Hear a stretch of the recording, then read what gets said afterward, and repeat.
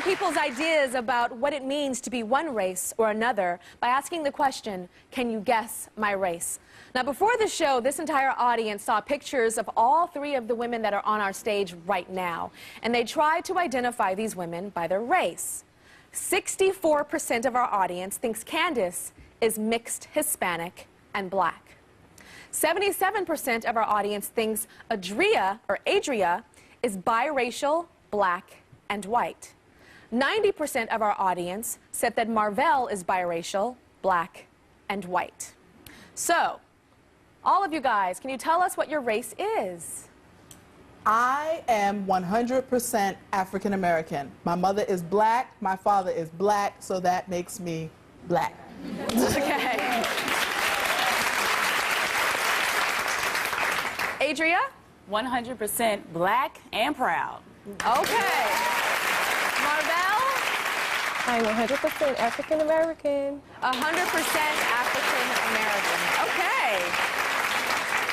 How many of you guys are shocked? Obviously. Shocked. Somebody just said shocked. So I'm sure this response of the audience going, oh my gosh, is nothing new to you guys. Candace, tell me, when people see your hair and your skin with you being a woman of color, a black woman, what do they think and how does that make you feel? Every day of my life, I get people coming up to me, oh, your hair is so nice, you're light skin, like, what are you? Are you like Puerto Rican? I've heard people ask me, am I Indonesian, Dominican, part white, and I'm just like, you know, I'm 100% African American. I mean, I'm sorry to disappoint you. Do they seem disappointed when you say that? Yeah, you're like, you're so exotic looking. Like, what the hell is that? Okay. And then, Adria, tell me about you had a white classmate and she had mixed kids. Yeah, she came up to me in school one day and she decided to ask, oh, are you mixed? No. Oh, really, you're not? Oh, because both of my kids are. See, here are their pictures. Oh, I was just wondering what they'd look like when they get older. How can I determine what your kids will look like? Wow. Okay. And Marvell, tell me about the speeding ticket that you got. Yes, I actually got a speeding ticket, and the cop didn't ask me what was my race. He just assumed that I was white. He just checked white. Got it. And do you think that your lives are harder because you are of mixed race, but when your lineage, the direct lineage is black or African American? It definitely makes things more complicated for me. I'm a black woman and I'm very proud of who I am and where I come from. But not only do I have to deal with what goes on, the racism from ignorant people who are of other races, you have to deal with the poor mindsets of people who are African American. Who think, okay, she's light-skinned, so she must think she's cute, or she must think she's better than me, or she gets more advantages, and I'm not like that. I just want to say, you know, not every person is like that. You need to take each person for who they are. Well, I have Janelle here in the audience. You can stand on up, Janelle. You feel that there are a lot of advantages. Tell me about how you see yourself and then how you feel the world or you look at these women on the stage. Well, being both African American, we all go through hard times and struggles, but to be a darker-skinned African American woman versus someone who is assumed to be mixed, my struggles are definitely a lot harder than yours would be. I heard you say that, you know, people assume that you're mixed and then that you go and they say, where are you from? Are you from Indonesia? The excitement that they feel for you is the contempt that they feel towards me. When I walk into a room, I'm slave black. That's it. That means I'm dark. What is slave black? That means that I'm really dark skinned. There's no other way. All the bad stuff associated with black people. I have been black for 34 years. I have never heard slave black. You know, like sometimes you can pass maybe for mixed or maybe white. When you're slave black, you can't pass for anything other than black. Did you make this up?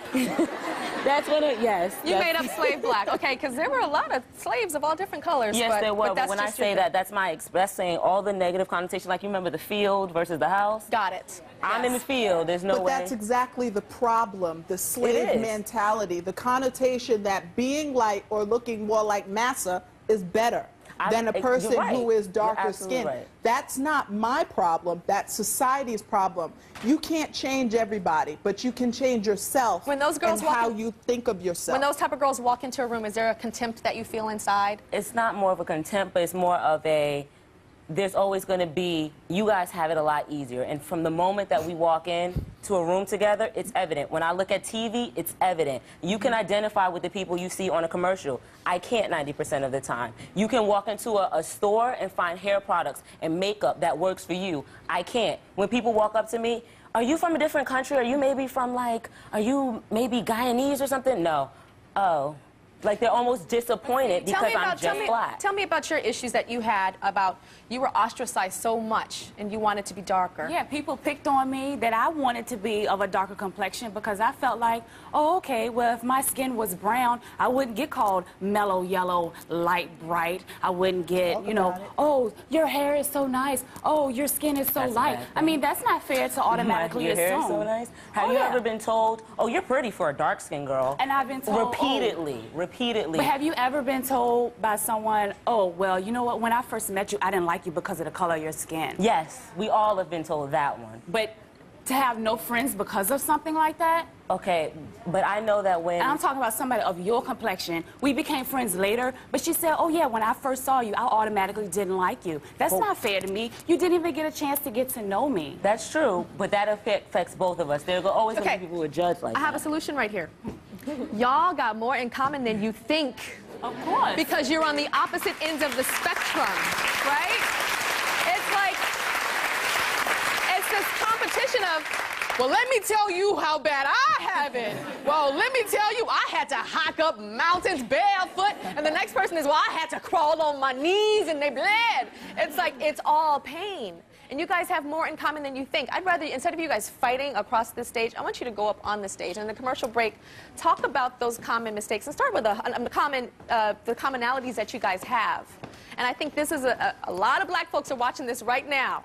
A lot of black people are watching this right now. And this is a big step for us as a people.